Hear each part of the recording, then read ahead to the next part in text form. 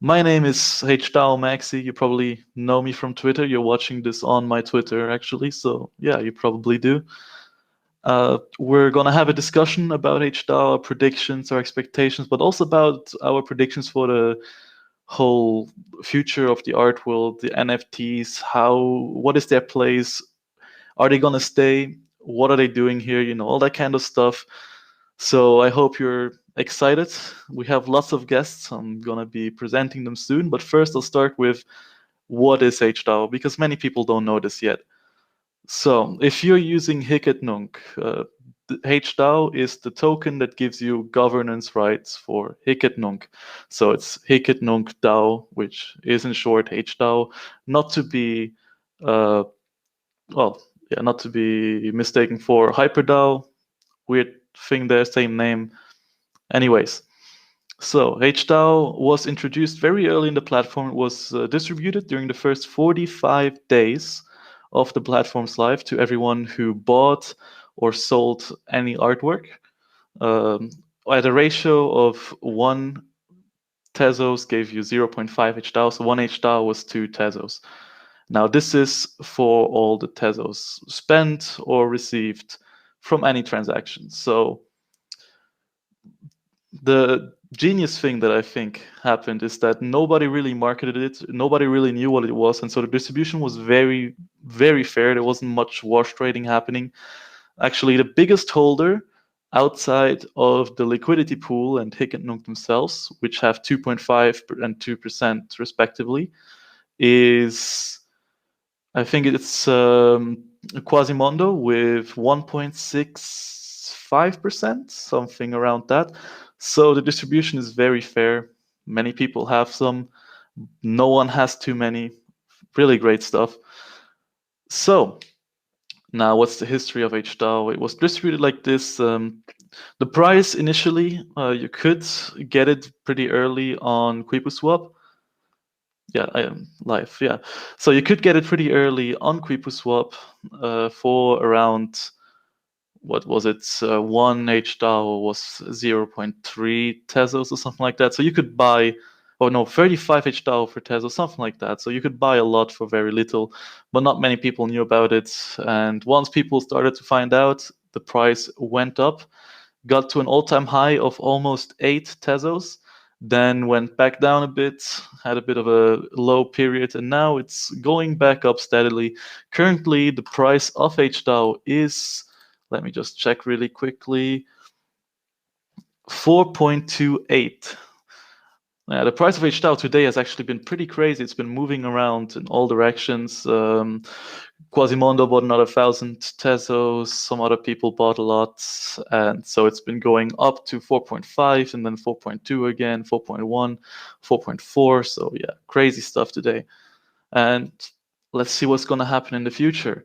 So now I see my co-host is ready as well. I'm going to introduce him here. Actually, I'm going to let him introduce himself. Welcome.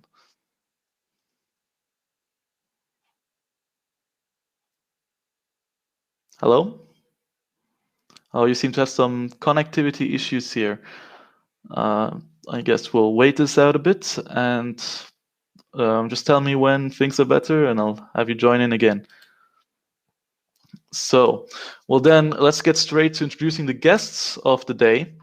We have, first of all, let's start with Urbandrone, an artist that was recommended to me by my all-time favorite artist, Micheal, and I cannot imagine that he's anything less than that. I've seen his Nunc page. It looks amazing. Love his pieces. Please welcome. Hi, thanks for having me. I'm Urbandrone, and I'm living in France, and I'm a digital artist. And I started on Nunc the 7th of March, so pretty earlier. So I am a hDAO holder, so that's cool. Great. So next up, we have James Powderly here, collector, big guy in the scene. Please welcome. Hey, how's it going? Yeah, my name's James. I'm former artist for a living for a decade or so, about a decade or so. And, unlike the people right now who are building up the website and the community around Nunc, we didn't have a sustainable way to finance our digital art back then. And so, I got really excited in the early days of Nunc as well. I think I joined maybe second or third week of March. So I'm also a H Dow holder. But now I'm not an artist anymore. I'm just a collector collecting all the work of all these great artists. And I have a bunch of questions and thoughts about how that H Dow sitting in my wallet can be used for good. Also how it could be used for me. And I had a super awesome opportunity working with y'all during the hackathon. I learned so much about H Dow and about Nunc. So hope to learn a little more today. Great, thank you. So next up, someone I'm really excited to have here, because I didn't expect to have anyone for the technical side of things, is Micheal Klein, the leader, no, the lead developer behind BaseDAO and Homebase. Please welcome.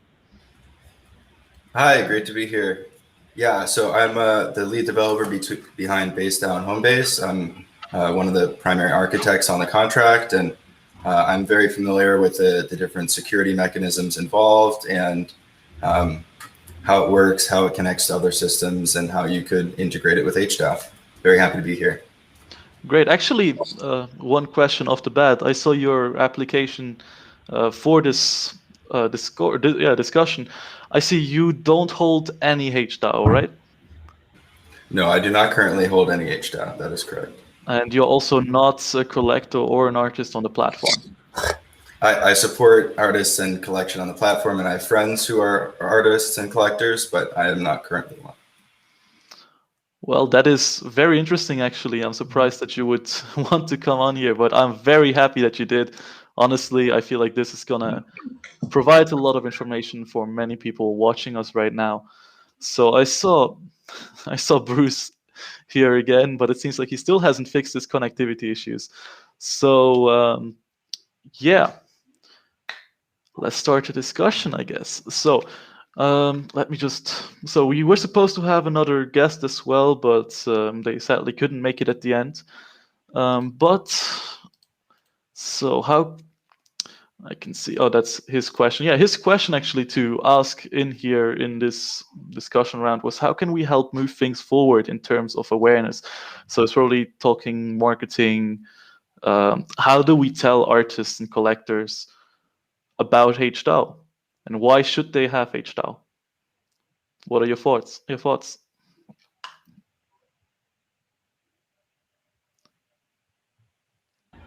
Well, I'll chime in.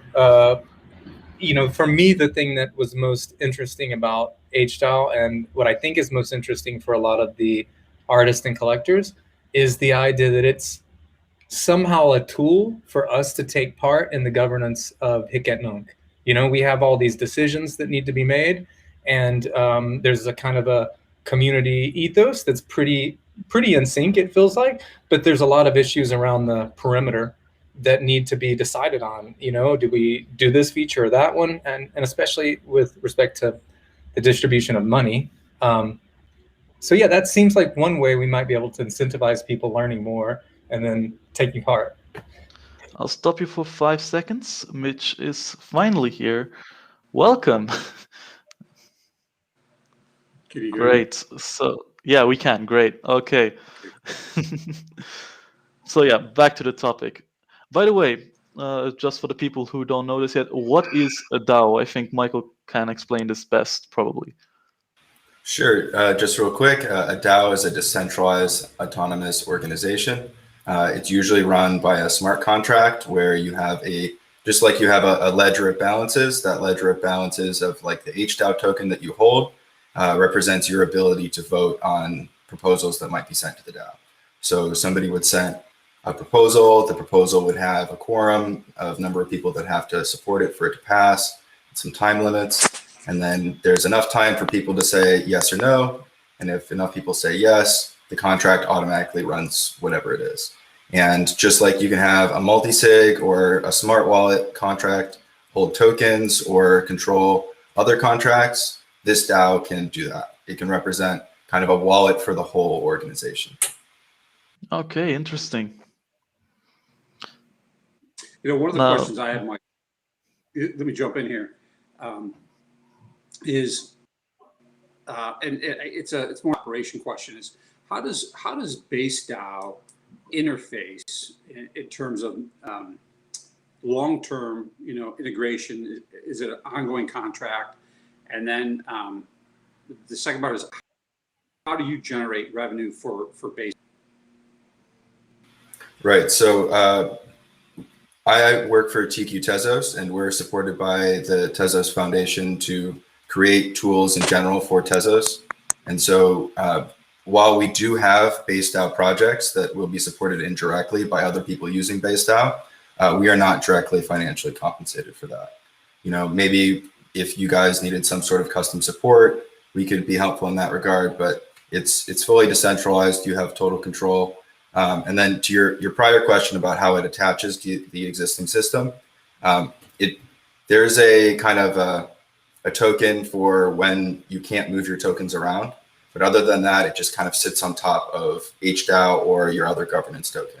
So you bring your governance token and you bring the rules of how that's distributed and any other sorts of regulations you might have on it. And we kind of sit this on top, and you can put your HDAO into the contract to vote with them, or you can pull them out after you're done voting with them.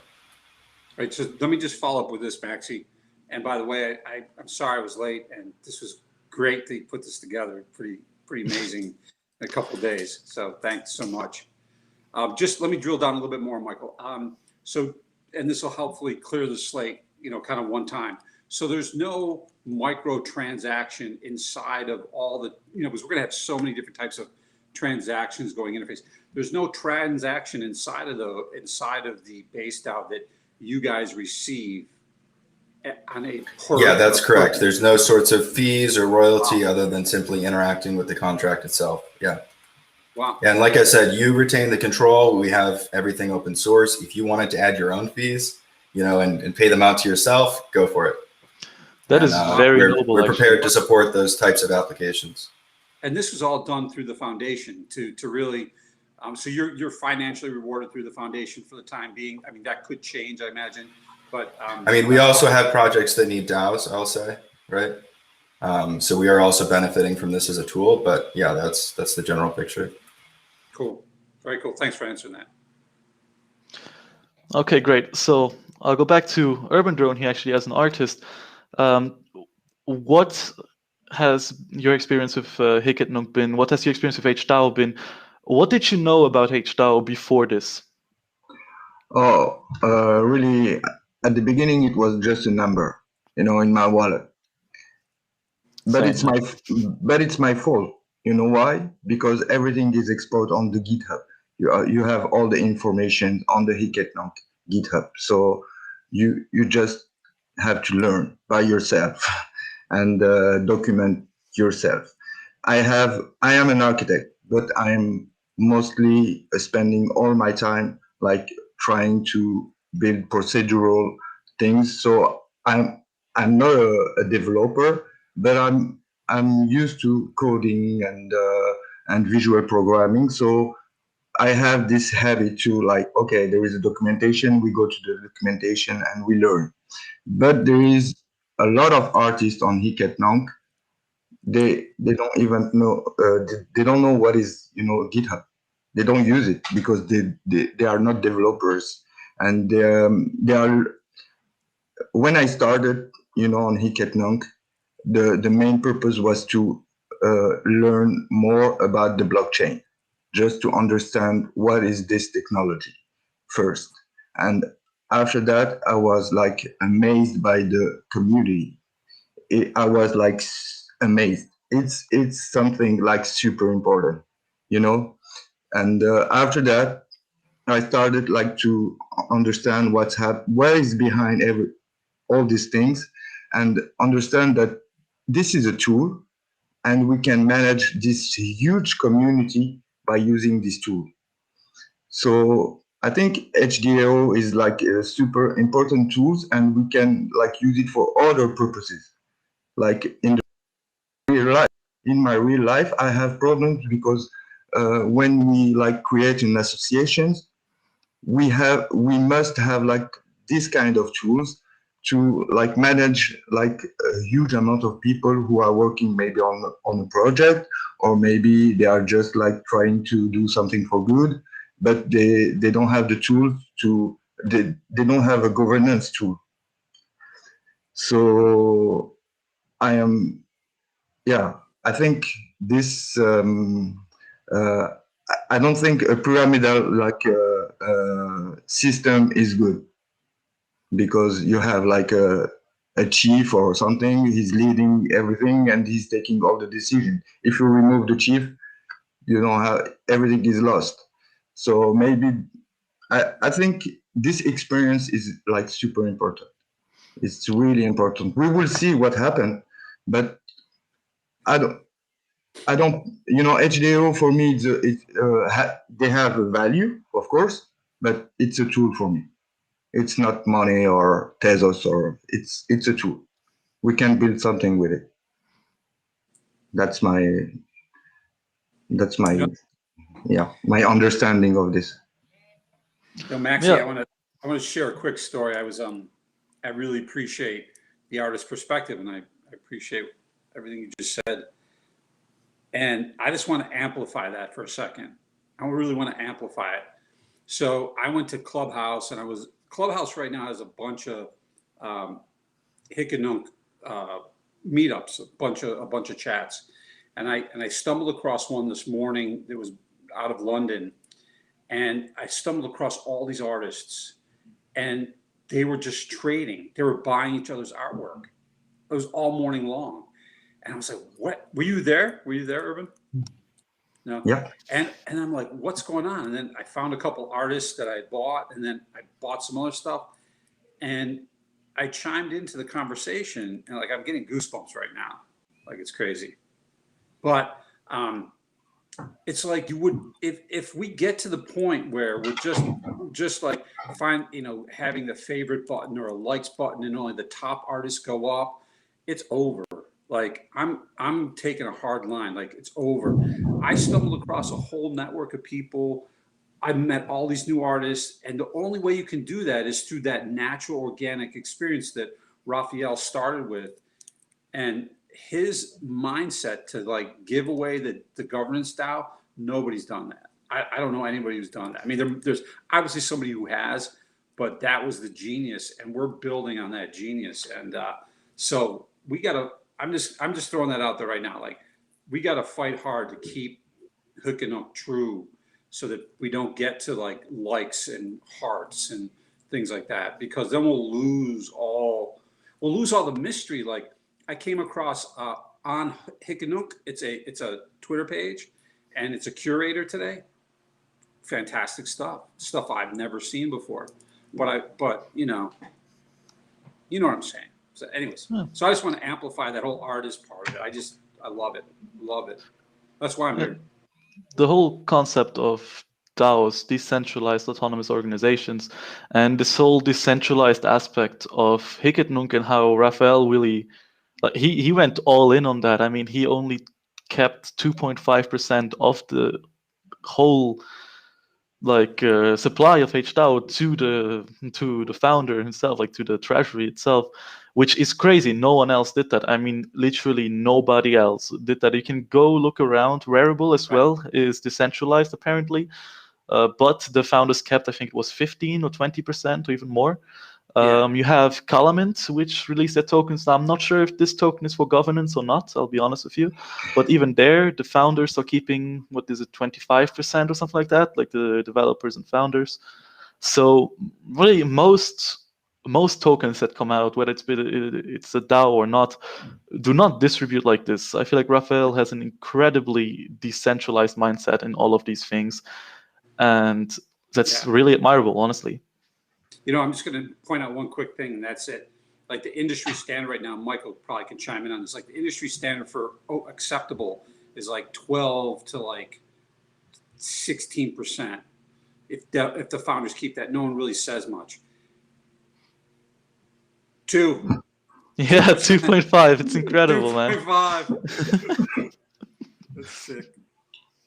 Anyways, Michael, Yeah, we should definitely spend everything. time with you digging into. Yeah, everything is based on trust. That's why. Because if we trust each other, we can build something like super strong Hmm. I feel and like keep our values. Keep our values because there is a lot of newcomers and we must like welcome them and help them and like share the values. It's super important. I Yeah. agree. It's really Fully. important. So I got a list of some things for the DAOs. I know we got to stay on topic here.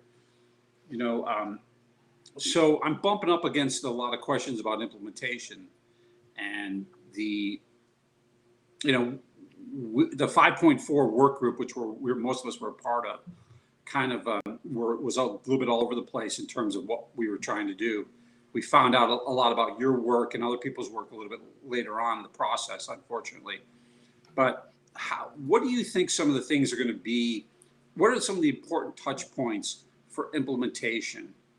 I'll give you the prime example. One of the things that came out of our work group that we're rethinking is that we were going to set up a voting app to get people to start voting in the DAO.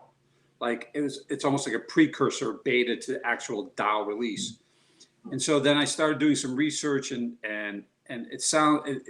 keeping people engaged to do a lot of voting seems to be an obstacle. So I don't know that we'll hit some attrition where what they're finding out is that less and less people vote over time. So can you speak to like, do you think it's better we stay in a work group and do as much possible work as possible, most possible work as we can accomplish, and then release it to do less voting? Or what do you think? What are your thoughts, Michael? I can touch on a couple points on that, but then I think the question might change and we should reset. But the first thing is that we do account for engagement changing over time with the dynamic quorum. So you set this initial quorum, but you also set I like to call it a seatbelt or guardrails on how quickly it can change and what the max or min can become, expecting it to adjust a bit over time. But then we do have home-based works on mobile. And it is an embeddable front-end site. It's expected that you can connect this to the rest of your site in a pretty straightforward manner to allow people to, just pull out their phone and vote on something. Because like you said, the real issue is engagement, that if enough people do participate, then and actively, you can really get a good sense of where the community wants things to go. But as you lose engagement, you kind of, the decisions that are made tend to be less turning point decisions and more incremental decisions, right? Because you can't necessarily get the draw for all the people all at once. Gotcha. I think a very important thing is to just incentivize people to vote. I mean, we do have dividends, as in they are available. The Nunc does receive Tezos from every transaction. So there's fees, as I think it was 2.5% fees on every bought or sold piece. So these fees, and they accumulate. Many people use Nunc, and there's going to be more in the future because I honestly really believe that Nunc and Tezos NFTs are the future of digital art, because before this, there was no sustainable way to monetize your digital art. I myself, I'm a digital artist as well, kind of. I do it part-time. I have like an exhibition or two every now and then, but it's really not like I'm doing this full-time or anything like that. But having Nunc really changes things, because so far, most of my art is digital. So I either have to first make it digitally, then repaint it on canvas in order to, show it like that. Or I need to create a very limited print, but those don't really sell very much, I'll be honest. Or the other option is to just, not make art, and not sell it. Or, get like some illustration contract or something like that, some commissions like that, which I honestly don't like too much. I prefer to work on my own things, and then, I mean, that's every artist, to be honest. Everyone wants to make their own thing. So yeah, I believe Nunc is the future. So with these fees that Nunc gets, that this DAO gets every time, I think we could use a part of them, so some dividends of those, to incentivize voting, to incentivize like signing up for the voting, to maybe even incentivize staking some Tesla or something like that, to fund some certain projects, all that kind of stuff. As just a simple example, so we have the registry and treasury DAOs, but I'm just going to focus on the registry one because it kind of combines them. But you can have a kind of a batch transaction in your proposal, and that could fund an incentivization contract, for example. So you could have, oh, well, if this contract sees that you participated, it gets, however much TES if the proposal passes, and then, you can get your payout through that or something like that. I have a note on what Maxie was talking about. I'm looking at my notes. Did I interrupt you, Mike? Were you done? Okay. So it's almost like a secondary effect, right? So when an artist votes, let me just back up for a second. In MakerDAO or in some of the other DAOs that are DeFi focused, it really directly hits their pocketbook. So they're voting on something in terms of related to percentages of how much liquidity is going to be transferred, let's say, from Compounder to MakerDAO.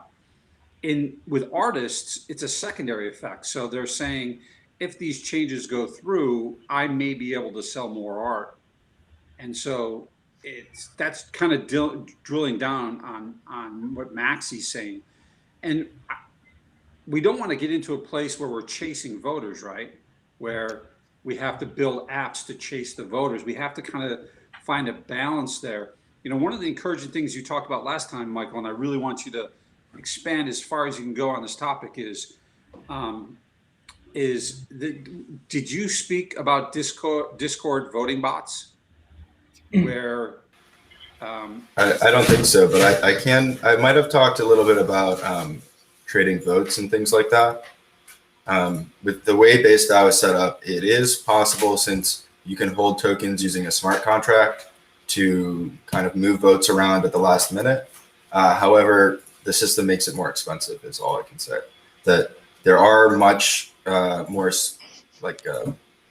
I don't want to necessarily say secure, but paranoid systems that cost a lot more to operate, where it's much harder to do that.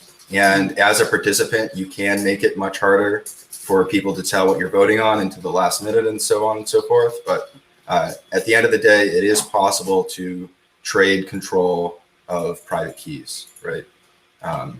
And we can't tell that that's happening. And so, we just set up things so that that's the worst way to vote. So where are you where are you guys right now integrating voting into discourse, or a place where we can, discourse? Where are you with, how would you suggest doing that? Well, we do have the Homebase app, so you could link to proposals and whatnot. Other than that, I'm not entirely sure. It kind of depends on how users are currently interacting with the platform, and how easily they go on to Homebase or whatever other UI that you have to actually vote. If they're clicking on the link and actually voting on things, which could be a couple steps, takes some minutes because you have to first move your tokens in and then actually vote on the proposal once it's time. But if people are doing that, then I think you can mostly just share the links. Yeah, I feel like Discord, but also Reddit, Nunc itself, Twitter, all of these platforms can be used as a way to promote proposals, to share proposals. But Homebase is already there. Why should we move out of there? If you can vote through Homebase, why should it not work like that? If it's the safest way to do it, let's do it like that. And probably it's the only way to do it, honestly, since it's a smart contract. You have to interact with it. All the gas fees, all that kind of stuff. Gas fees 2 cents, but still, you gotta do a transaction. So If it's like that, why should we do it outside of Homebase? I feel like Discord and these places should be used as a marketing platform, kind of, to reach more people. If you have a proposal that you really believe in, you can do a whole campaign, a bit like a presidential campaign, something like that, And I think that's actually going to increase the engagement with the platform as a whole as well, because now it's not just going to be artists showing their art and being like, hey, look what I made, buy my art, that kind of stuff. But it's also going to be collectors being like, well, showing that they want certain features. And so collectors will also have a bit of a bigger voice. I don't believe in shill threads. I think they're all fake, by the way, just saying. Well, not all, but most of them. So I'm saying real collectors can actually also contribute to creating traction, to creating generating awareness for Nunc by talking about these proposals. And it could go a lot further. So creating these proposals, sharing them on different platforms will create a whole new medium of marketing for the platform itself. Hey, then just to jump in there real quick on Homebase. Homebase doesn't have discussion inside. It will reference wherever your primary thread of discussion on like Reddit or some forum would be. Okay. Yeah, I had a thought really quickly about something that like we all just experienced, or most of us just experienced, which was the hackathon. And I think one revelation of Nunc, right, is that your time is valuable. That as an artist, your time is valuable because in that time you make your work. And the hackathon acknowledged that. I mean, we participated together. We had a ton of fun. And at the end of it, I had a bunch of new art. I had a bunch of weird tokens that I don't even know what they are, but I'm glad to have them. I got some badges for participation. And then someone dropped a bunch of Tezos in my wallet. And for like a day, I've been like a well, I'm like one-on-ones and just buying stuff with this chunk of money. Investing it back in the platform, which I think is kind of what like some huge percentage of people will do. And I feel like it was easier to get people to participate than maybe we thought. Of course, that's Vertical Crypto and Diane and all that crew, Quasimondo. They know more about how hard that was, because I think it was hard, and I think a lot of them probably didn't pay themselves and stuff like that. But anyway, like that model for having a once a quarter event where we all get together, along the lines that we talked about, we address all the proposals in the stack. We don't have to be voting along the way every day, keeping up. Kind of that Discord pace is so frenetic. And but we have this event and we all get together and we celebrate. And it's like the solstice, we burn a totem at the middle and we all vote at the end. And like you said, big decisions can get made. And then, we have all the other traditional problems of like, how do we get people to participate? How do we get enough like women to participate? I mean, there's too many of these calls where it's all men. We can't do a good job without women participating at 50%. We just won't have the right answers. So like, I think we have a chance with a hackathon. We have a chance to address some of those issues.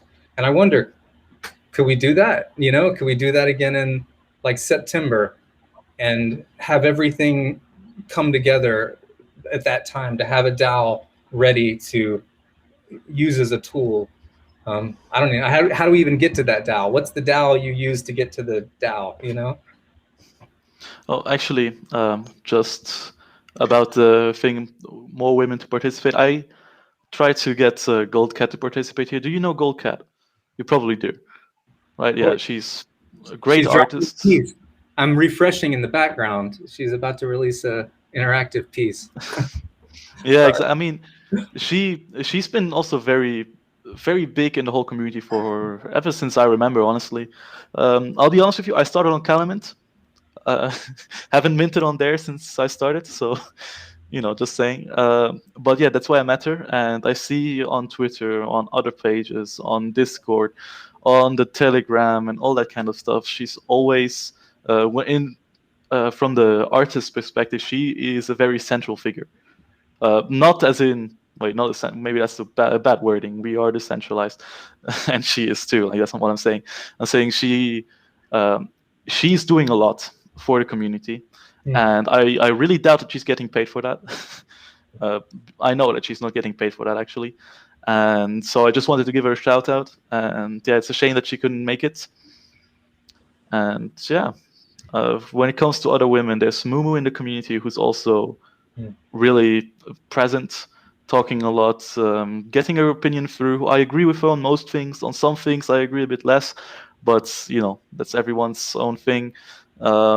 She's a big who else hole. do we have? Like, she believes in H Dow, and I think is trying to encourage people to, you know, hold it. And it's hard to hold it because we can buy art if we turn it into Tezos, you know. So it's really great to give some, you know, give us a really concrete way to take advantage of it, maybe as quickly as possible. Otherwise, it trickles out of the original crew's wallets, I feel. I feel like the difference between Mumu and Raphael's opinion on HDAO and mine is mainly that I think a financial incentive for people to hold it is not just necessary, but beneficial as well. While they probably think in a different manner. But I'm pretty sure, I'm not 100% sure about that, but I'm pretty sure Vector thinks more like me as well. Vector, by the way, being one of the main developers behind Nunc as well, as far as I know, and also the person who worked the most on HDAO itself, again, as far as I know. I'm not 100% sure about these things, so just want to clarify that. But yeah, so let's see what happens. So just to mention, like, I would say most DAOs don't have a direct financial incentive. Like you can't like cash out your HDAO, or you don't get like TES for voting or anything like that.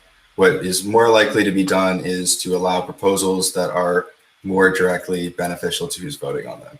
So you can do proposals for drops, you can do proposals for being in a top 10 list, you can do proposals for, you know, various things that either get you a lot more attention or, you know, even direct connection to other parts of the marketplace. And I think that's a better way to attach value to the governance token than some more directly artificial way. Yeah, Michael, that's actually a good point. A follow-up question to that, unless somebody else has something, is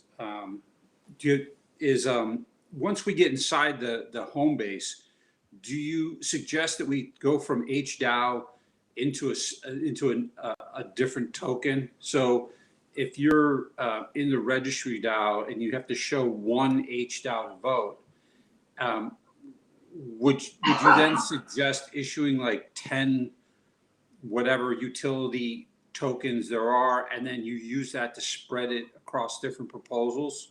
So if you have 3 or 4 proposals and you have you know, you qualify with one HDAO or any portion of an HDAO, then give that person, you know, another 10 utility tokens with some name on it, and then they can vote across the different proposals. Or how? I mean, with the way that it's, yeah. So with the way it's currently set up, you would want to like redenominate HDAO instead, which can be a little bit tricky, but, you know, make one HDAO worth 10 new HDAOs somehow. But I would say it's preferable to have one token be one vote and have that token management be outside of base DAO. Because, you know, you can vote on multiple proposals, just not simultaneously with the same token. Right. So if you think that there's too many proposals for people who are just holding like 1 or 2 HDAOs, there's constants that you can turn down how many proposals can go through at once, right? Kind of slow the stream of proposals a bit, so that even if you had only 1 or 2 tokens, you can still vote on most of it at least. Okay. Okay. Oh, sorry. Well, there was something I was going to say. Oh, but to follow up on that, auxiliary tokens that aren't, so we do have a little bit of an auxiliary token that's kind of like I mentioned, the token held in limbo or frozen while you're in the middle of the voting process that can't be traded. But in some sense, that's not really much of a token because it can't be traded. You get your tokens back at the end, all that. Right. But usually it's considered an anti-pattern to have an additional token that doesn't really do anything special. Because then people have gas fees to move it back and forth. Often that functionality really could have just been integrated into the one HDAO or other token. And then, I mean, there are potential applications where you have two tokens and they're both doing really interesting things that one token can't do. But I think those cases are pretty rare. Yeah, I honestly, in the spirit of Hic and Nunc, we should keep it simple. It's the way for everything, honestly. Try to keep it simple. If it's working really well, people are used to it, you can maybe add like a little thing here or there. But at least in the beginning, let's try to not have too many different tokens and too many different processes. Just keep it streamlined, keep it simple, and then slowly add different things and maybe remove some things as well to kind of, to improve it constantly. So just to help me understand this a little better. So if you enter Homebase with any denomination of HDAO gets you in, you sign in, and then once you're inside of there, you have the ability to vote on different types of proposals. And every time you vote, or depending upon the parameters we put in place, if they have 1 vote for this session or 20 votes, depending upon how many proposals there are, everything is paid in XTZ. So all the gas fees that would be inside of Homebase would be done in XTC. So the voter is going to have that as well, in addition, but they're not. Right. So we do support permits. I'm not sure if you're familiar with TZIP 17 permits, but it's effectively off-chain signing and meta transactions. So somebody has to pay for the gas, but you can totally participate with no TES, and somebody else has to submit your signed parameters. Okay. But you can do those in very large batches, and then you can off-chain without holding TES, verify that somebody submitted your parameters correctly. They can't fake your parameters, but they could skip them. So that could be done at like the end of the day by like the treasury money. Okay. Yes, absolutely. So my favorite example of this is I don't hold any XTZ, but I want to participate, and I post my vote on social media. I post it on a Twitter or on a Reddit post. Somebody just copy and paste the signature, puts it into the contract, and it counts as my vote. Awesome. Yeah, I mean, to be fair, the gas fees are just so low that it doesn't really matter too much. Well, it matters if you have 0 XTZ. Yeah, if you have 0, but like you can use a faucet or something for that as well. I mean, I don't think the faucet gives you enough to do several transactions. Maybe 1 transaction if your account is stuck. But yeah, I almost think these kind of details are going to be maybe a way that Hic et Nunc can differentiate itself. You know, like trying to make sure that that there is, while there may be financial advantages, there are not financial disadvantages in that there's no poll taxes, you know? And I also wanted to ask, Michael, we've been talking a lot about people getting their HDAO back after they vote, minus potentially some, fee or something that would go towards the common treasury. Is that common? It sounded like that isn't particularly common.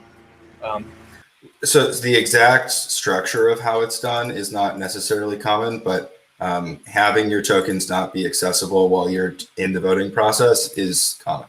Like while you're voting for a certain proposal, you can't use those tokens to vote for another proposal. And to make sure we don't lose track of them and you don't like re-enter them and vote again, we hold on to them until the end of the voting. The specific mechanism is more custom tailored for Tezos that we use. But having to hold your tokens in the governance contracts during voting is common, yes. Okay. By the way, if you don't mind me switching the tone a bit, we have 2 giveaways, 2 NFT giveaways here during this discussion, this live discussion, that were they were both provided by Mitch&Murray. So if you want to take the lead on this one, just do the first one now, because why not? Sure. Why don't we just get people to put their why don't we get people to put their addresses in the chat, and then we'll pull a random number, and whoever has that number or letter in their address, they win it. Does that make sense? Why not? Yeah, or something along those lines.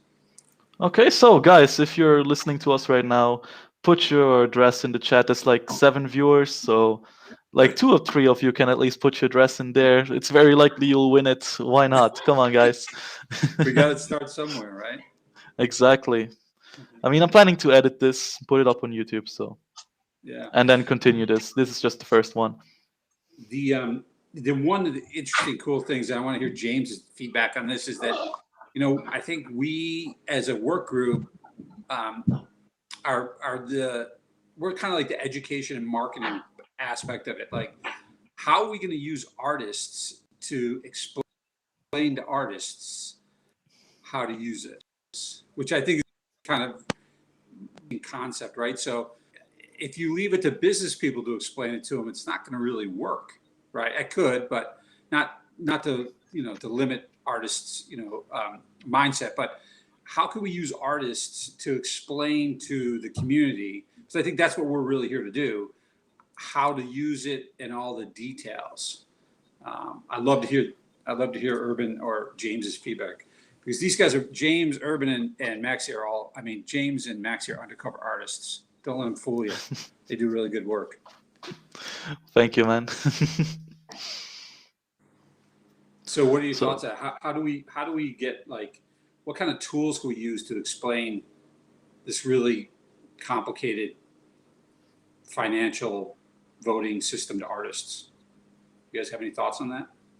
Well, I think we should start very simple and very accessible. So, as in, for example, tweets, YouTube videos, live streams, that kind of stuff. Of course, incentivize people to create artworks that explain it as well, as like caricatures or that kind of stuff. Maybe make a contest, pay the winners. Wait a second, I'll call them back in.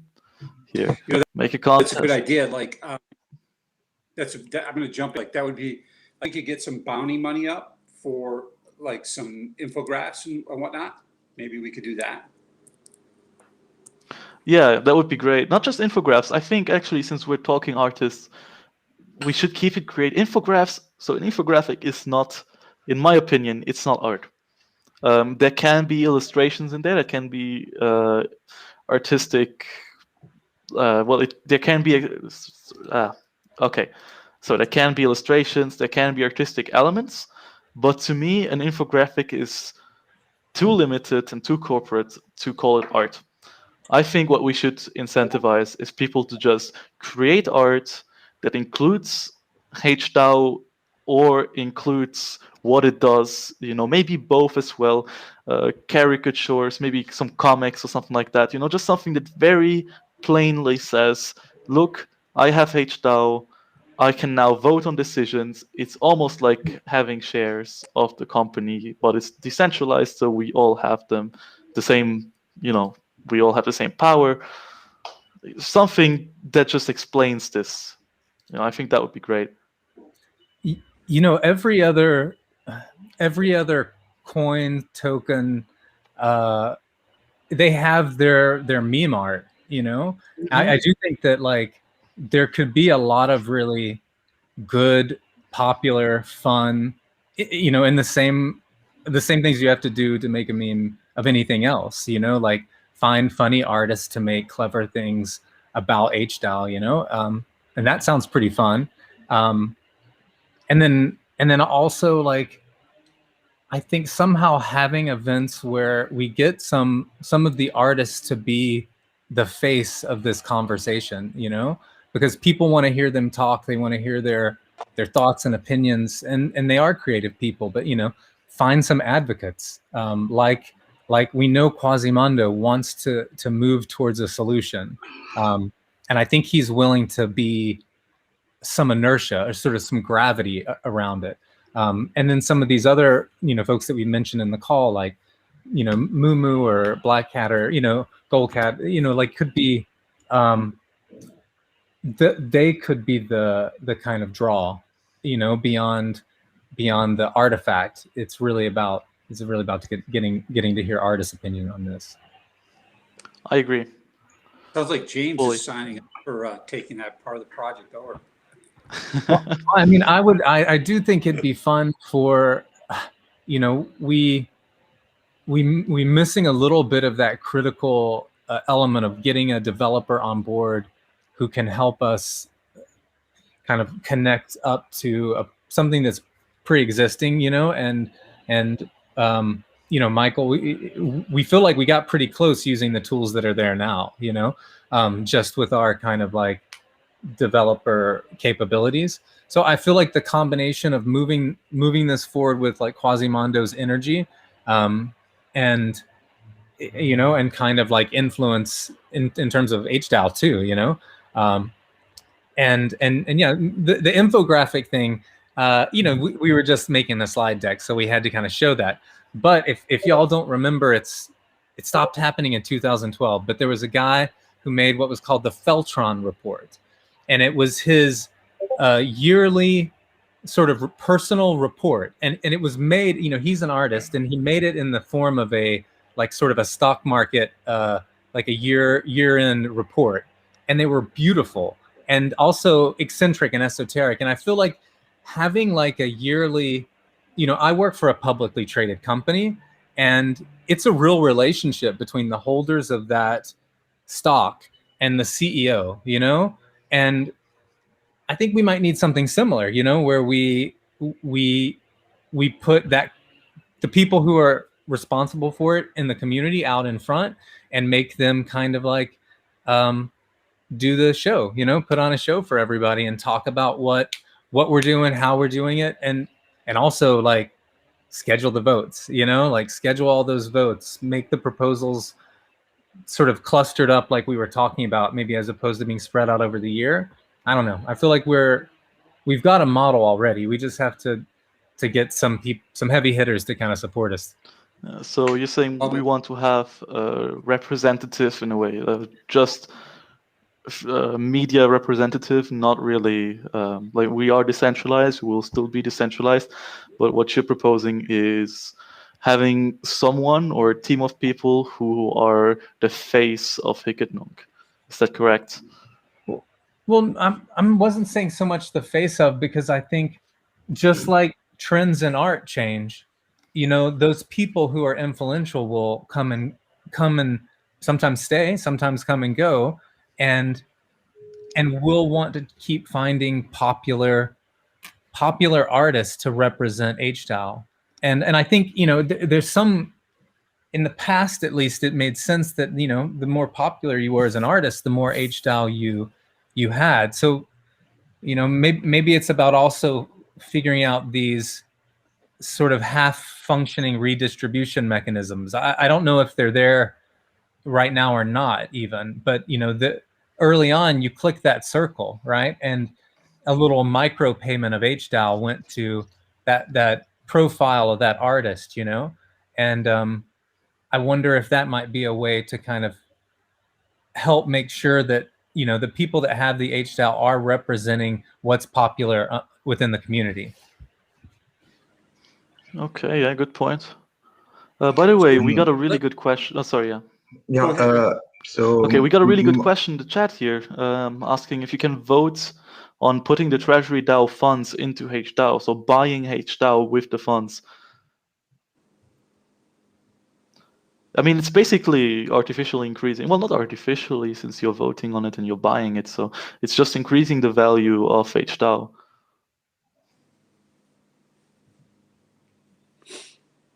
There's a bigger question there, but I think Urban wanted to say something.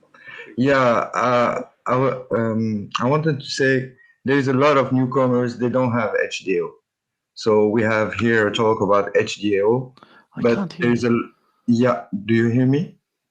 Yeah. Yeah, okay, so they don't have hDAO, so we have this great talk all together, and we are, and in a sense, my concern is equity. So are we all equals on Nunc? if someone don't have HDO and others have like, for me, I have like less than 200 HDO, and there's others have like 400, others have 1K or 2K.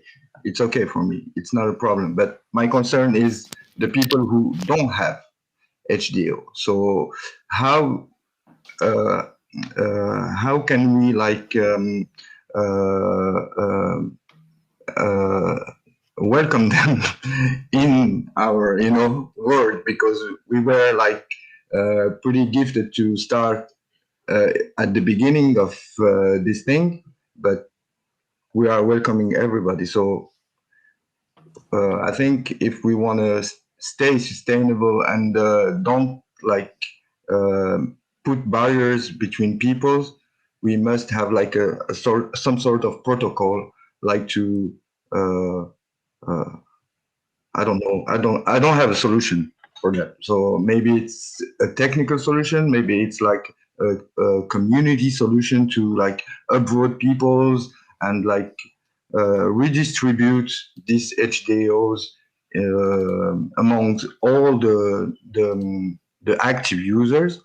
So this for me, it's a big question. I don't have an answer. Michael, what do you think?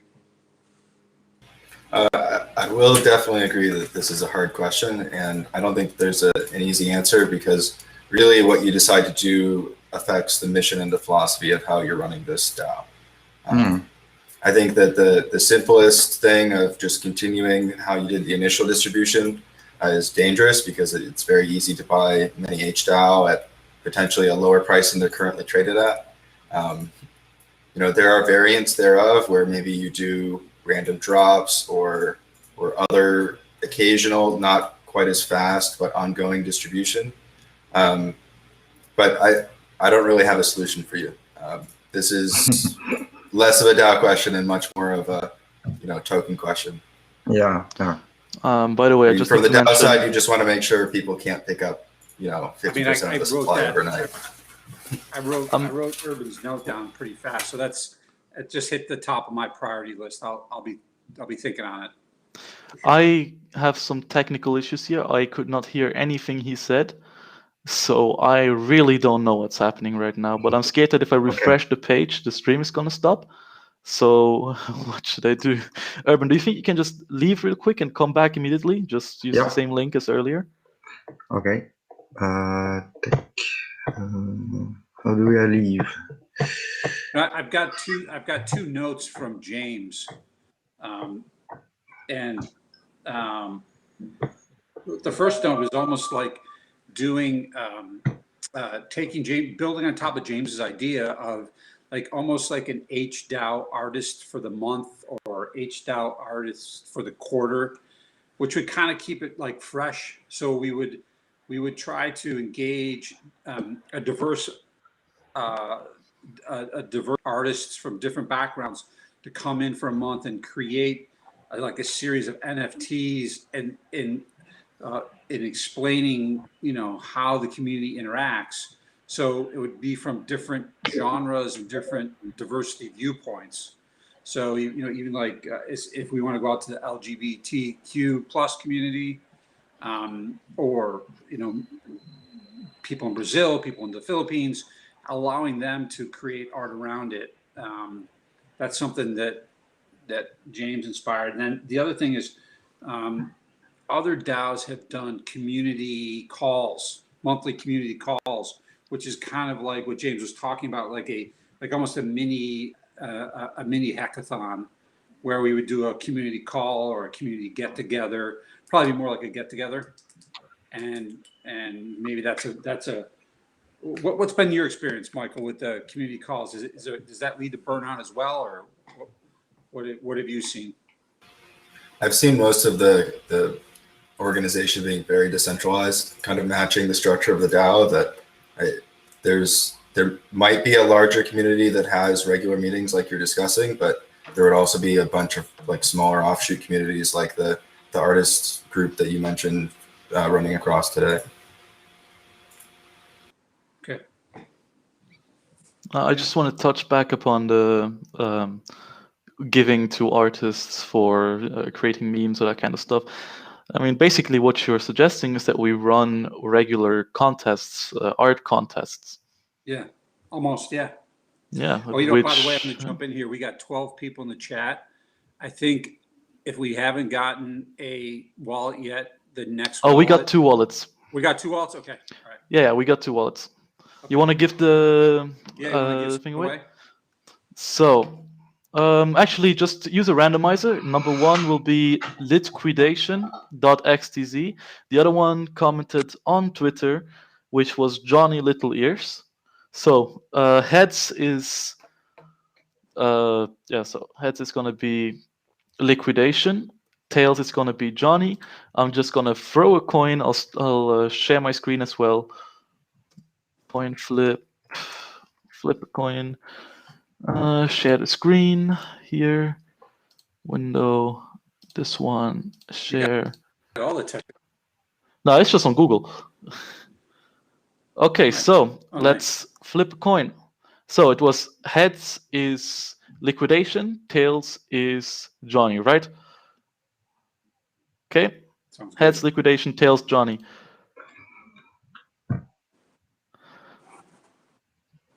Tails? Yeah, it's not the head. So Johnny gets this one. I'll share his address with you right now. Just a second. So I'll send it to you on Discord, okay?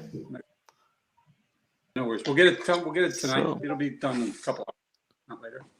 Okay, great. So congrats, Johnny. You got this one. There's a second drop coming, actually.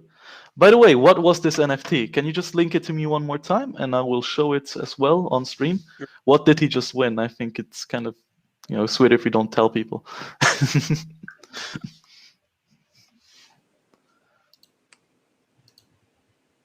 So James, what do you think about those ideas?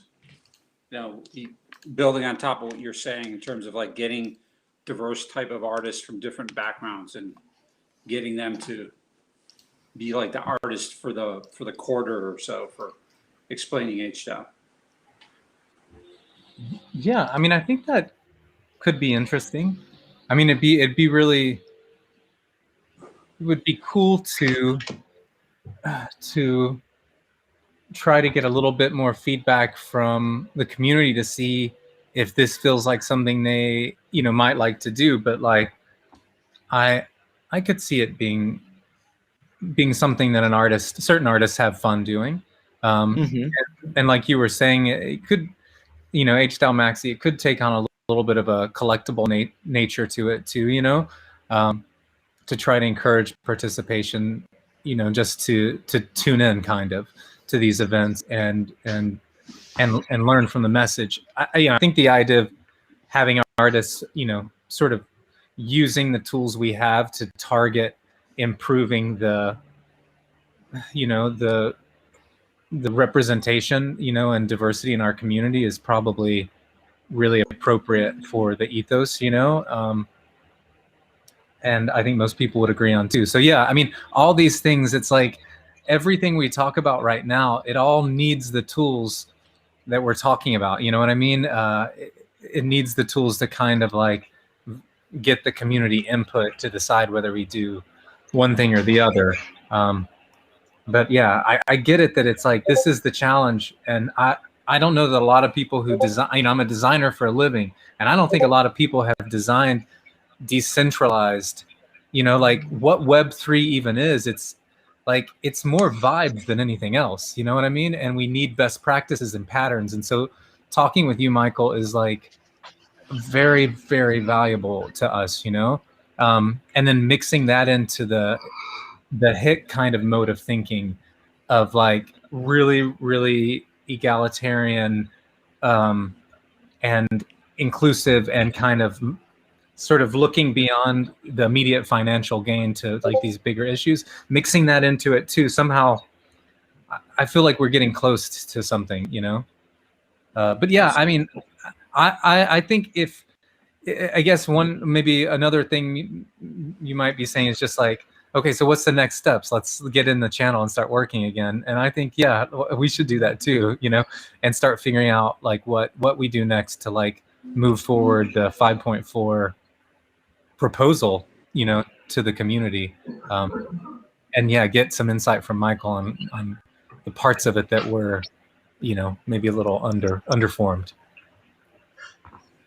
I couldn't agree more. I think that the 5.4 is really about education, implementation, and the ongoing participation.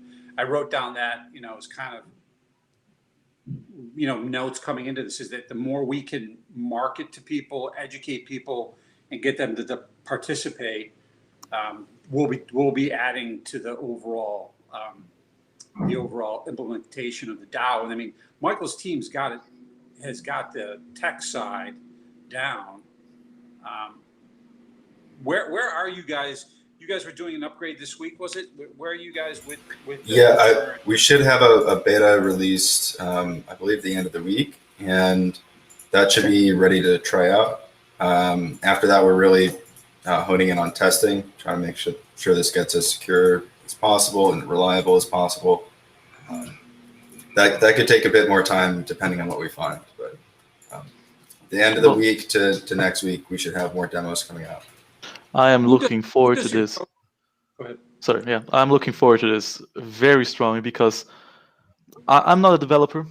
I'm going to tell you this. And when it comes to the technical side of things, the only thing I can code is hello world, and even then I'm going to struggle if I try, But I did work in marketing. I worked in entertainment for most of my life, actually. And I love sharing things. I love making the stuff that I'm making right now, organizing these kinds of things. I've been organizing events for years now, for free, actually. I've been doing this for free for a long time as kind of a side thing, taking some donations sometimes, but it's rare. Not online, so this is kind of new territory for me. It's always been offline. But yeah, I'm looking forward to this because I want to market the shit out of this. I want people to know about this and to come in here and be like, fuck yeah, I want to get some HDAO right now, and I want to vote, and I want to send in my idea because I'm a genius and I know I'm right, and people are going to vote for it. That's what I want people to feel, and that's what I'm going to do my best for. I want people to be able to feel like this, and I want them to actually do this, and I want this whole thing to improve Nunc in every single aspect, because, as I said, I believe Nunc or NFTs on Tezos in general are the future for digital art. I think the art industry is just going to naturally move towards NFTs when it comes to digital. Not prints anymore, not that kind of stuff, but NFTs. And so I am going to give my everything to this. That's why we love you, Maxi. Well, thank you. And I hope you can do something similar too. Name. You got H Dow Maxi. You've earned it. You earned it today with setting this up in like 24 hours, whatever you did it in. Yeah, around 24 hours. Yeah. I'm really sorry that I didn't mint more of the presentation slide than just the one-of-one. I should have done more. It was rude. I realized like I didn't give Bruce a chance to get in on a. That's a new collectible piece. New collectible idea. Piece. It's technically 100% technically.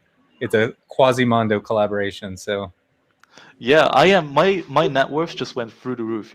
He sent me this 1 out of 1, and I'm now the owner of, first of all, James's Genesis piece on Nunc.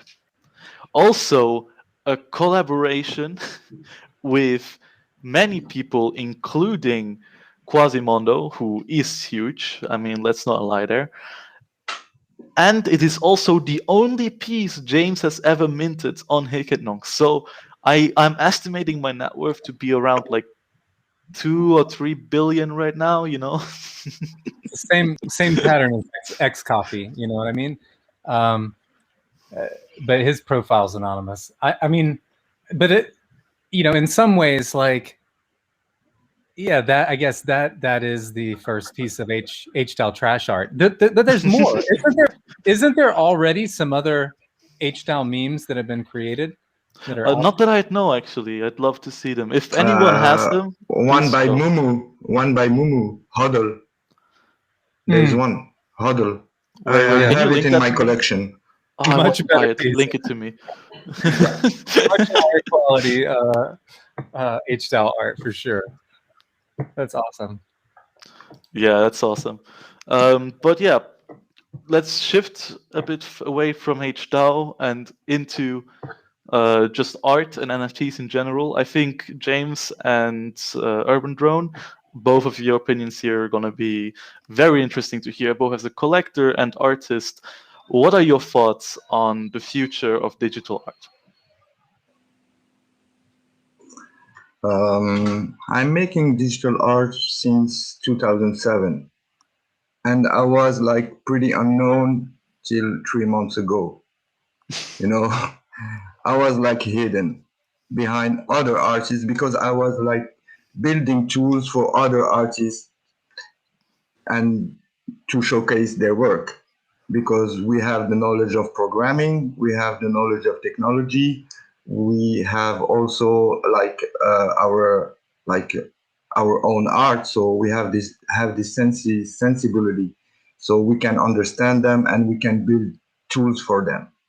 So and when this thing started, uh, we are already under all my projects are on hold because of the corona. So I was like, I have like plenty of time.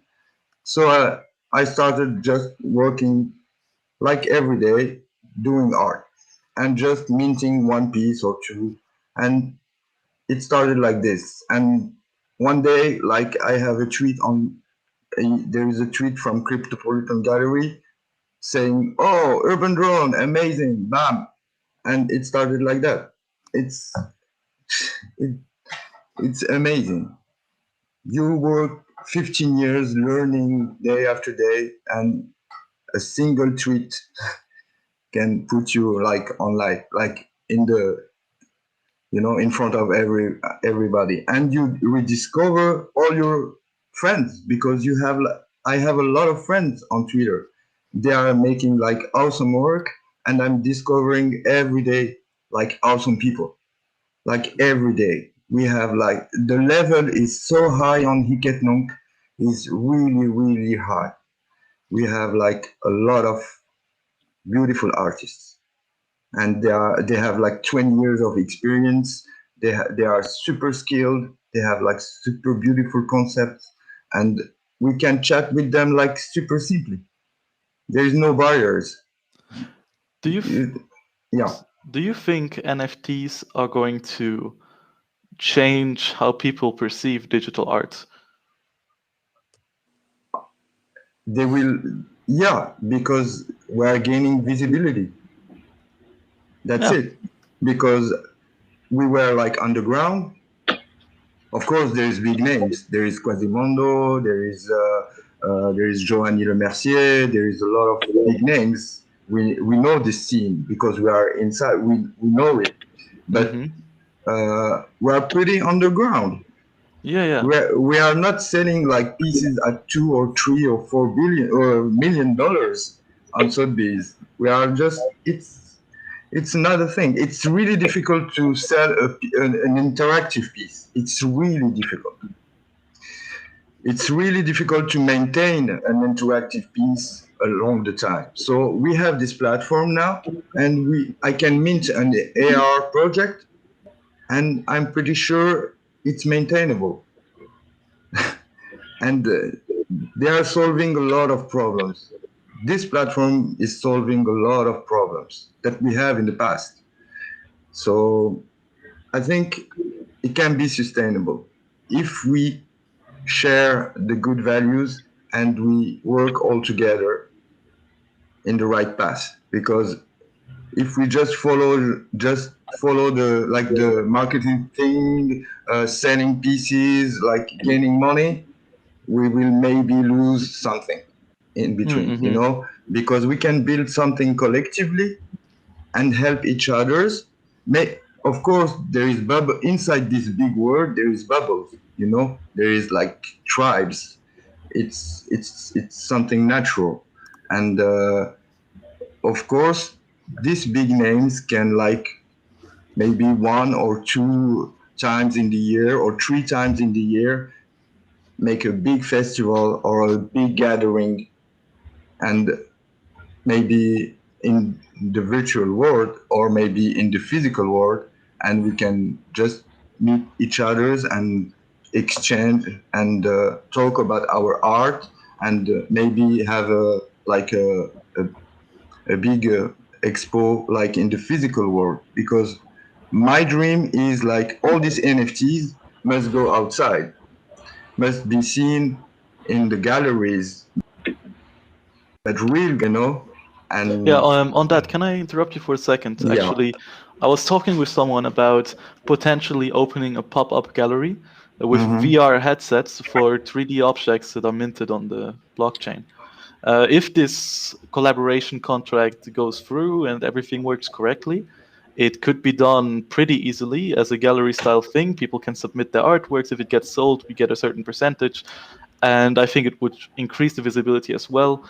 Now, of course, this were just some talks, not sure if it's going to happen or not, but I think this is very possible, especially considering that Nunc lets you mint all kinds of different files and artworks. And so I'm just looking forward to what is actually going to happen first. You know, who's going to make it first? Who's going to create this first? Because it is going to happen. It's inevitable. Yeah. So can I share really quick one like thought is that, you know, we've watched, at least over the last kind of 20 years that I've been working in consumer electronics, you know, I've watched the value of the digital experience increase, you know, in our own lives practically, but also like our awareness. And the kind of Web 2.0 moment, which made us realize that kind of like it was AFK, right? It wasn't IRL. Like our real lives were happening in digital spaces, and a kind of a 2.5 maneuver where we were talking about VR and my business now is I work in the AR space, and this is also about acknowledging the value of bits. I mean, I have a lot of atomic art. I've been collecting atomic art for 10, 15 years now, made of atoms, I mean. And like, I just recently started collecting art made of bits, even though I've made it my whole life, you know? And so like, I think this is that same transition, you know, those bit-based spaces. Like I have some property that I have a little emerging museum on, you know, that I'm building in CryptoVoxels. And there's many other people that are doing that same thing. And I never was in the business of predicting things, you know, in my art career or in my career trying to make consumer electronics, more just like you know, the Buddhist kind of, I'm in the moment right now. And I see right now in those flyovers of CryptoVoxels, a lot of people experiencing, you know, real experiences of art in VR headsets, looking at all these NFTs that we love. And you know, every time I walk past my hallway to go to the kitchen, I have 2 displays up. I use zero frame to just immediately like send my NFTs to those frames. Don't tell. Sometimes I send NFTs I don't even own. Because you can do that too. We live in a weird world, right? It's like a strange time where things are, the cat is both dead and it's not. And so I think that ambiguity, you know, our minds are stretching around that right now. And we're like designers, and artists, so we've stretched around it kind of pretty far. But I do think the rest of the people are coming, and those bits are going to be one day just as valuable. And those AR layers that are virtual, but then also augmented over top of our world, NFTs are going to fill those spaces. I mean, I hope. Otherwise, I won't have a job. So. Yeah, I totally believe exactly what you said. Honestly, this is, I mean, before this, what did digital artists have? We had commissions, we had graphic design, and yeah, we had like Festivals. festivals. Yeah, there were some Yeah. things. Exactly. There's also some exhibitions, you know, here and there with digital art frames.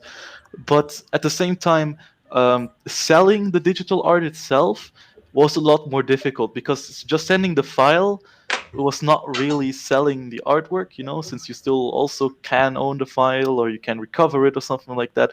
So it's always like this very tricky thing. And with NFTs, it's just solved. This is not a problem anymore. You can just give someone the ownership of something without having to worry about all of these things. And so digital art has now become just as purchasable as traditional art. And this AR and VR is just going to augment our experience of seeing these things. And of course, with that, I think buyers will increase.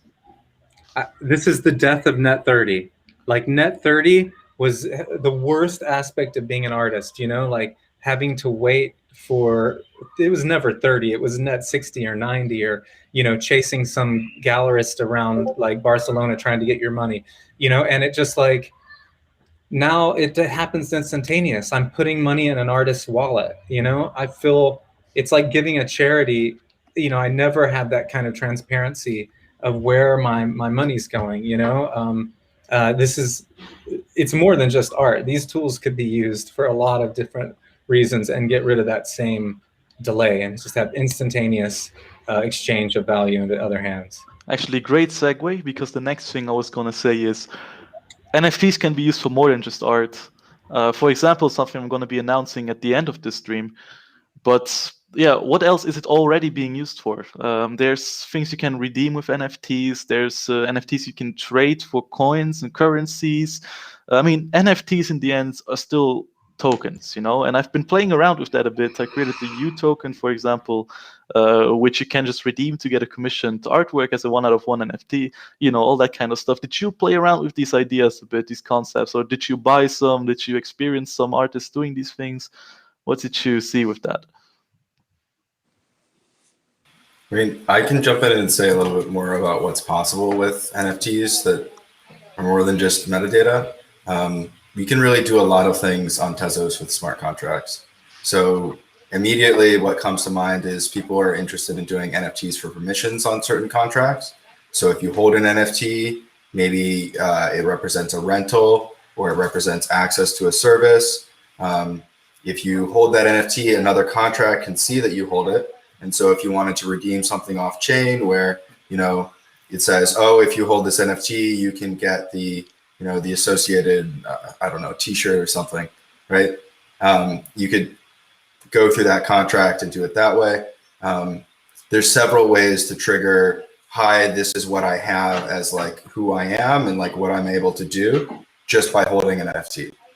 And you don't have to modify the NFT to add that logic either. So we can do this with existing NFTs as well. I'm glad you segue. I've been in a couple discussions in the entertainment space. And one of the things that came up this week was, we have the collaborative split of fees coming at Hdo, where you can assign it to a bunch of different people. And one of the questions was, is there a way to do kind of the reverse, where a bunch of people can come together and assign a contract together and combined NFTs? Is that something that would be possible? So this was really so yeah. There's a couple of ways to do this, but the simplest way is what I've heard called a fractional NFT, or it's really just another treasury DAO. The treasury DAO holds the NFTs, and you have to vote, and like everybody who created that has to collectively agree up to the quorum to actually do anything with those tokens.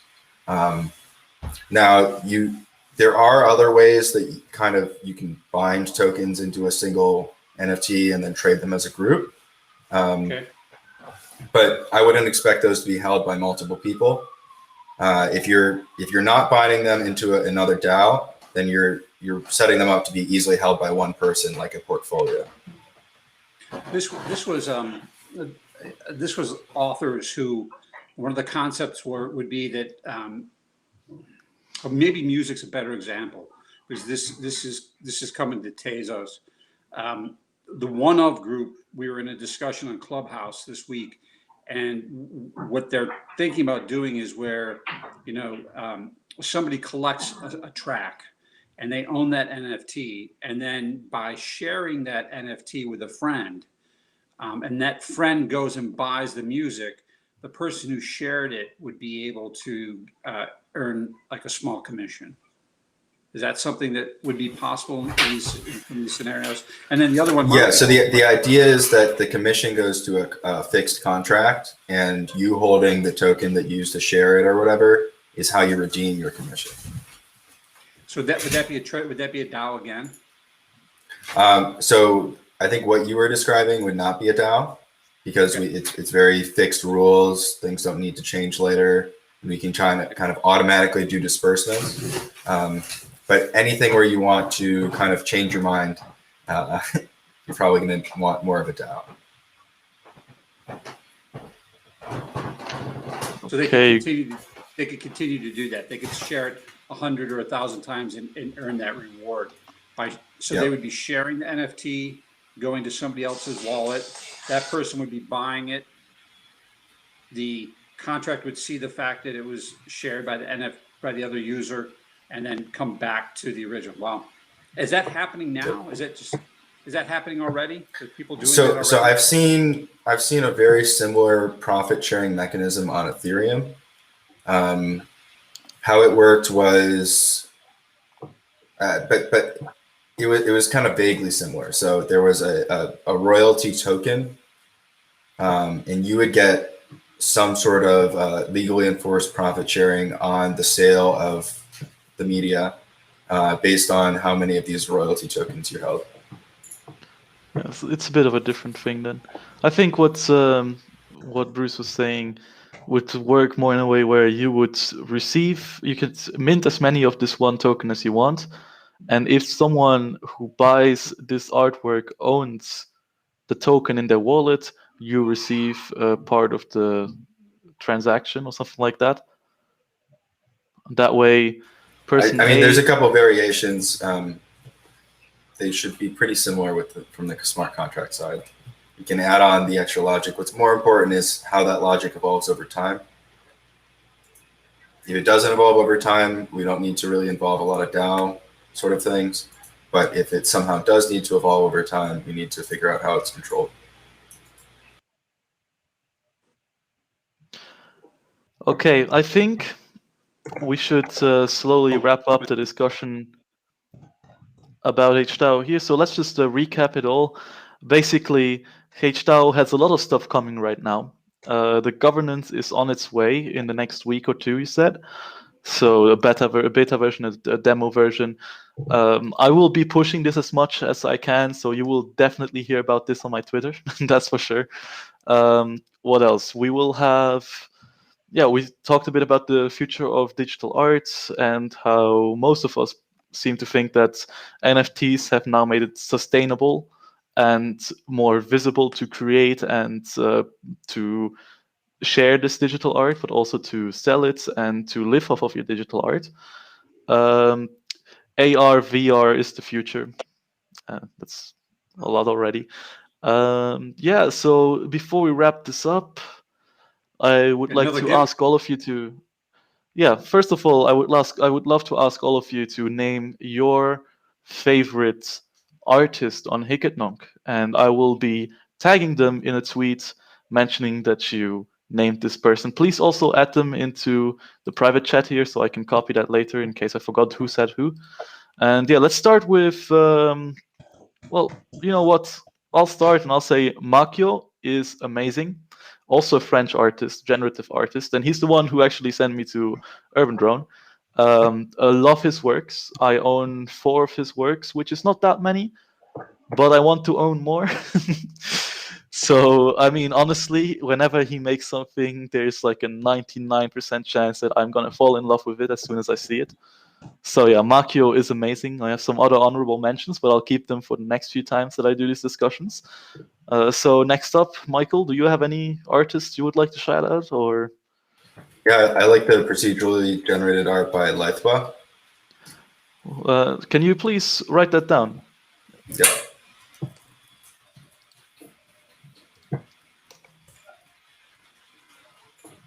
Okay, thank you very much. So Lifeba, actually, I'll share my screen. and I'll show these things while we are doing this. Here, share screen, window, this one. So this is Livepa, his website or her website, their website. Let's just click on one of them. Tentacles here. This looks interesting. Ooh. Well, I'll go back here. So here's their projects. If you want to see it, I'll link this website later on. Definitely check it out. Then here's the object we were talking about earlier that Moo made, the HODL Nunc. Also great stuff, and I'm going to buy this. Don't snipe it away from me. I need to get some Tezos first because I'm Tezos broke. And this was the first giveaway NFT. So this is what artist. You know, I went pretty hard. I'm sorry, what did you say? Can you hear me? Yeah, I can hear you now. Can you hear me anymore? Yeah, I can. I went pretty hard on this artist. He's very talented, but he ended up by not sticking around. I think he went to Calumet, but he's really talented. He's from the Netherlands. We had a nice conversation. I think one of the greatest parts, and this would be a fantastic chat next time is talking a little bit about you know, the different types of collectors there are. I wrote a bit of a paper on the different types of collectors, and it was really through my own experience of collecting. And we immediately struck up a conversation and talked a lot. And he was kind of set on going to Calumet, and he's very busy. But it's interesting how the collaboration between collectors and artists, and this was brought up today in one of the clubhouses, is that, you know, Hickenuk made everybody a collector. And I would have never been able to have as much artwork as I have right now if it wasn't for Hickenuk. So that's one of the reasons why I'm very thankful. I mean, I have a bunch of artwork, and I mean, I have a bunch in my house as well, but I was never going to be able to get as much as I can in the last couple of months. And so I'm going to tell you, can I tell you who my artist is? Yeah, just a second. Before that, I would like to also show Micheal, but for that, I'll need to first pull up his Hickenuk. And for that, yeah, I'll just go here. Micheal, here, Linktree, Hickenuk, here we go, share screen again. Here, up. So this is Micheal, a generative artist from France, making some amazing pieces. I'll show you my all-time favorite of his that I was very lucky to still get somehow. It's somewhere down here, if I can find it. No. Up there somewhere. No, not this. Just a second. I will find it very soon, hopefully. Here it is. This one. There's something about this artwork. I could look at this all day and not get tired of it. And every time you click on it, it just generates a new one. And it's just so good. Yeah. Okay, so this is Micheal. So now, yeah, who's yours? Please, go ahead. I definitely have a couple of his, I think, at least one. He was early. He was very early on, right? Pretty low numbers, I think. I think he's definitely gotten... I'm going with Urbandrone. I just snatched up a couple of his, and thanks, man. I like to buy them. And yeah. Hey, I'm going to go with the last artist I bought, so with Urban. I love his work. It definitely fits my portfolio. No, not this one. And I'm about, I'm not going to say what I'm going to do next because I don't want to get your one-on-ones are a little tough to get. I mean, there was a couple in there that I would really like to have bought, but it looks like they've already been snagged up. But I definitely like your style. I like the fact that you're not. Thank you. I like the fact that you're doing low numbers on a lot of your work, because I think that's just going to help push your numbers up. Could you please link now the you got me hooked, like, Hickenuk? Sorry, just so I can show it to the people watching. As a collector, you want to see kind of a diversity. You don't want to have them just flooding the market. And as long as you have a couple 1-1s and 2 and 3s, your value is going to increase. I also collect a bunch of stuff from Turkey and Istanbul. There's a lot of good Turkish artists on board right now. Oh, you definitely. So But I've yeah, let's look at these. this These are black amazing. orb. Tell us, tell us these. Which one? This The one I purchased, the black Please one. point me to it. Yeah, do you have the number? it's in the top row. Top And row. it's the third Okay. from the left. The black one. Oh, Yeah, this yeah, one. Yeah. Yeah. Yeah. Oh, it's pretty. Yeah,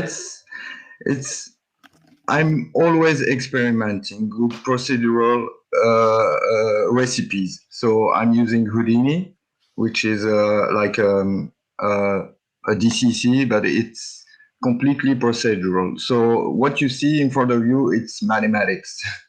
That's it. So we are starting from maybe a sphere, and we are applying a lot of modifications on vectors, and I'm trying to work on complexity.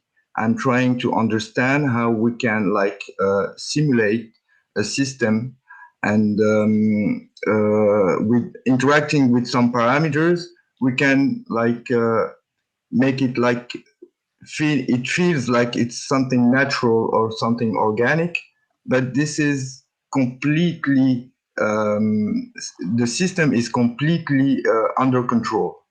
So I'm adding most of the time I'm adding some randomness, but it's only a seed, and I'm trying just to by this kind of procedures.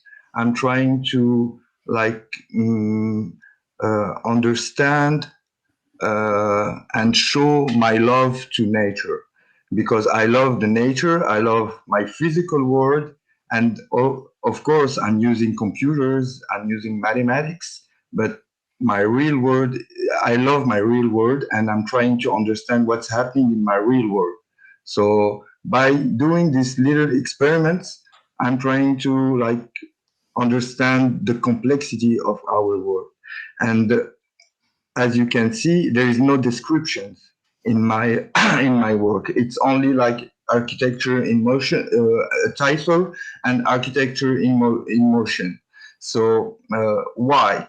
Because everybody, when someone is looking at this image or an animation or a video, he's trying to understand what is behind this, and it's always different for everyone. It's always something different. So I don't want to fix something. Maybe you can tomorrow chat with me and tell me, yeah, I saw something really different from you in this image, and you will from this chat I will continue to experiment on other pieces. So I think art is like a discussion. We are exchanging, and we are experimenting, and I don't have the right answer. I'm just experimenting, and it was from my first piece is the data, the particles from that I generated, the input data from my Genesis piece on Nunc is a drawing from my 4 years old son. It's just a drawing. So if you can scroll down, you will see the first one. Okay, this one, yeah, it's a drawing. It's a drawing, and after a lot of manipulations, you have this landscape. So it's, with the tools we have,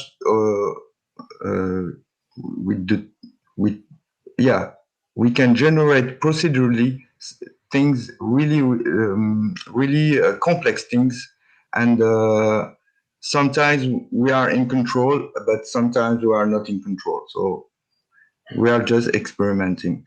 I don't think I'm an artist. I don't know. It's always the same problem, you know. Honestly, I can tell you, I think you're an artist. Straight up. Yeah, thank That's you. my opinion. Thank This you. is amazing stuff. Yeah, thank you. Okay, great. Just a second. Thank you for your insight on this. Honestly, Thank you. love your stuff. I might probably also buy one, maybe. I'm not sure. Depends on how my Tezos bags are gonna do. Okay. But yeah, let's move on to the next person in here. We have Urban. Do you want to go first, or James? I mean, it's however you want. Oh, maybe James? Is he even here, James? Well, then let's Okay. you just go Yeah. first, and then you send it here, right? I sent the link of Random Noir, Sebastiano Barbieri. He's an Italian generative artist, and it's one of my idols, you know. This guy is fantastic. Oh yeah. That's it. I cannot, you know. Oh I have his Genesis piece, and guys, go on, enjoy. This man is awesome. Oh wait, these are all one out of ones. It's crazy. Yeah, and this is done in real time. Oh okay. All these particles are generated in real time. And he's using VVV. It's a visual programming library. It's a multi-purpose tool, and I am using also this library, so I know him for long. We are following ourselves, you know, for a long time. So, and we finally met on Nunc. That's the beauty of this thing. So, you know, after maybe 10 years, we met on Nunc.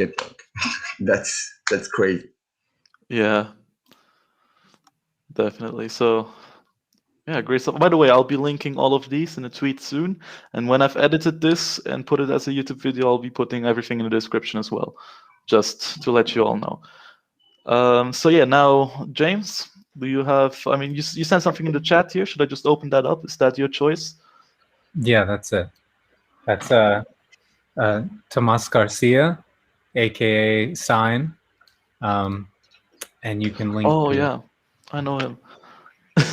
my one-on-one, which he made via this interactive process where you engage with his design system and you make a bunch of choices, and you buy an NFT to unlock another NFT. And he had one NFT that was a disc that you had to download it and convert it to another type of file, and it was actually a key, a private key for a wallet, and you would enter it into this wallet, and you got his whole collection. And Byron and Chain Trades kind of collaborated and beat all the rest of us. I mean, I'm an artist. I don't know how to do any of this shit. You know what I mean? Yeah. So like, but yeah, I love his work, and like, and I love the process that he's participating in on Hick and Twitter. That's a really cool story, actually. I didn't know about that. I just saw some of his artworks floating around here and there, but I didn't know that there was this whole interesting mechanic behind it.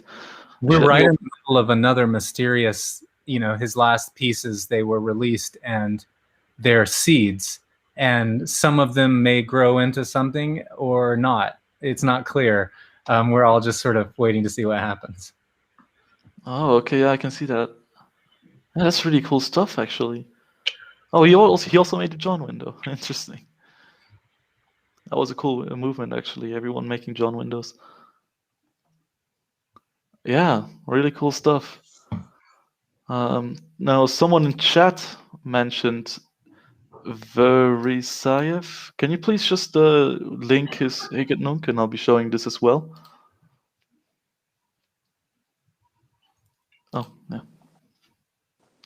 Yeah, and we should already like document all these strategies, all these artistic new strategies, because I think there is people are starting documenting all these strategies, but we don't have. I don't have a link, to share with you. But I would love to have like all this documented in maybe I don't know where, but maybe we can like start documenting all these strategies, because this is the heart of the artistic process on the platform, and it's part of the history of the NFTs. Those strategies are really, really important. Yeah, I agree. It's really interesting to see these new creative things people come up with. Here it is. Here's the link. Let me click on it, please. Why can I not click on it? No, let me see this thing. Okay. Let me think. How can I'm not gonna type that whole thing out. Where can I see this as well? Maybe I can send it from my phone. Let's see. James, I'm glad you described that, because I was looking at those pods the other day, and that's very interesting. They're the seeds.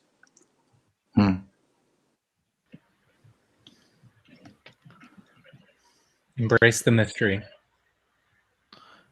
How do I see this? I don't know. Fuck it. Okay, I'm sorry. I can't open this right now because for some reason if you can send it to me on Twitter, actually send me a DM. I can open that.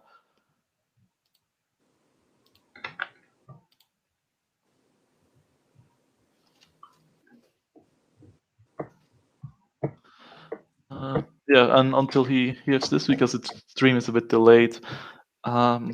Yeah, let's do the second giveaway. Actually, people who want to join in, please put down your wallet address again. We will be choosing one of you. There's still 6 people watching. I know that at least one of them has a wallet address that they put in earlier. So if you want to get this one, this is gonna be a punk. Let me see, what kind of punk was it again?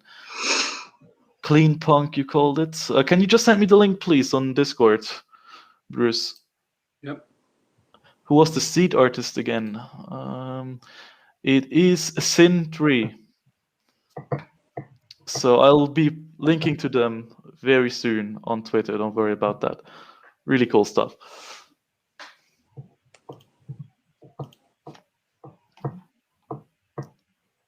It's object 53747. Okay, just a second.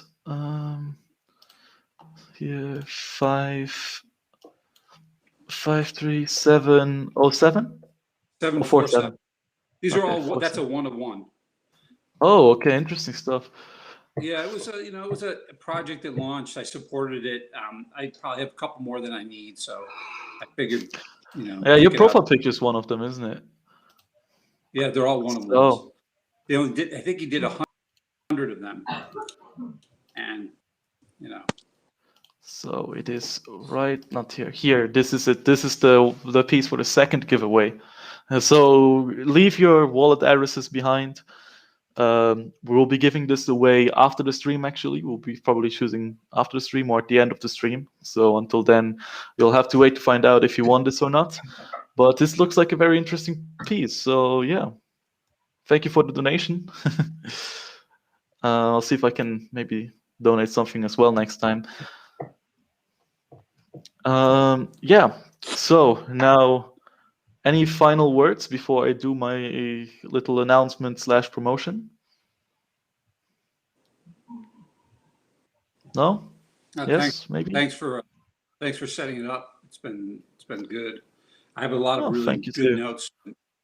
And Michael, thank you, and Urban and James, thank you for all your input. I think there's definitely a couple different streams that could come out of this. One for have Maxi do more with artists, and Michael with you, continue to help us as we try to get this implemented.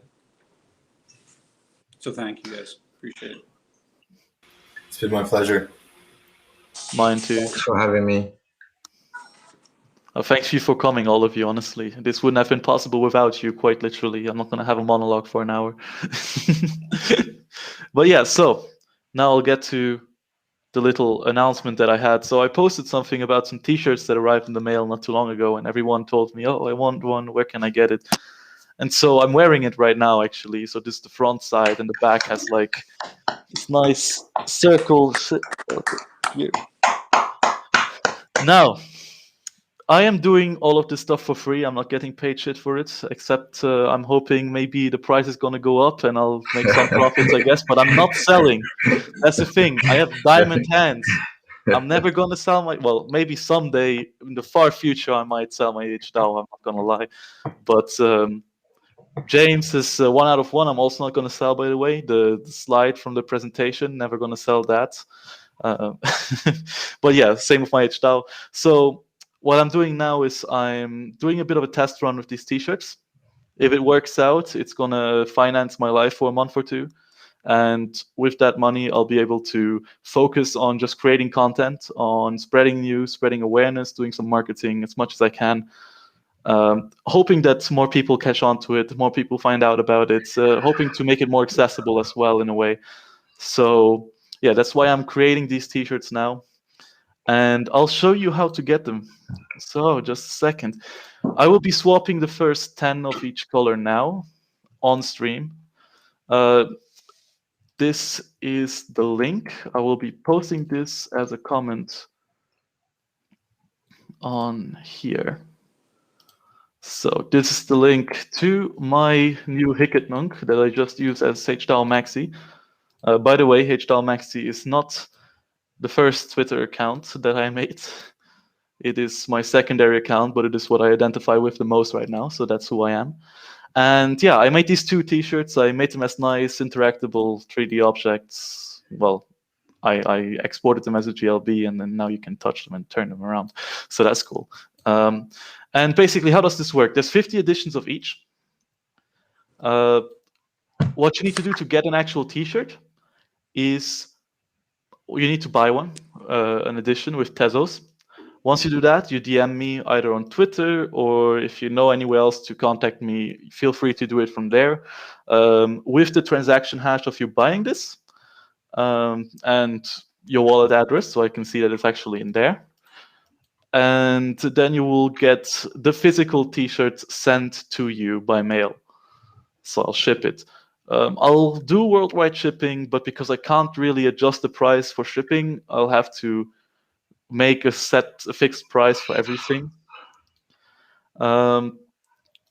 Yeah, so that's what these T-shirts are. They are in black and in white. You can get them in any size you want. I'm wearing XL right now. You can get them in L, 2XL, S, M, whatever, you know. And I'll be swapping the first 10 live on stream right now for each of them. So 10 of them for, I said 50, no, I said 20, yeah. 20 Tezos each. All the proceeds go towards, yeah, hopefully paying for my life for a month or two so that I can focus on this kind of stuff, do more of this, and make it a lot better. This was the first time. It was not perfect. It could be a lot better, and I'm gonna strive for perfection. So I'll swap them.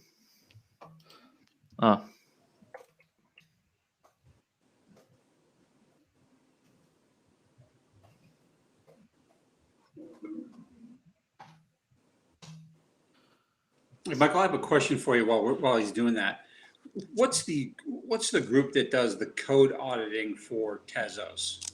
So when you guys are going to launch on chain, who Yeah, are so the- we've had audits with both Lease Authority and Trail of Bits.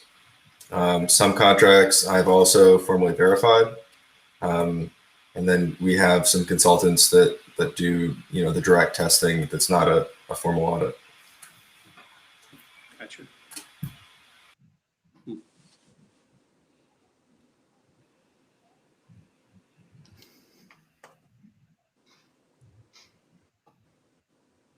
Okay, so the swap should be going through, hopefully. Let me check my activities.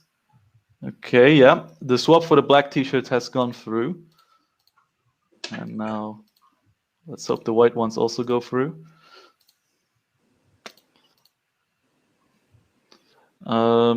Yes, thank you everyone for joining us. It was a pleasure. Thank you viewers for watching. This whole unedited piece will always be available on Twitter. I will also upload it unedited on YouTube once, and then once in edited, more short format. I hope you like this stuff. I hope you're excited for more, because I'm gonna make more even if you don't like it. And yeah, I mean, this was very promising, honestly. I loved everything I heard. I want to hear more. And so I hope that next week there's going to be many new developments, or in 2 weeks. I'm not sure how often I'll be able to do this now. And I hope that we're going to keep moving forward at this pace, because we're moving fast, and that's good. Thank you very much, everyone.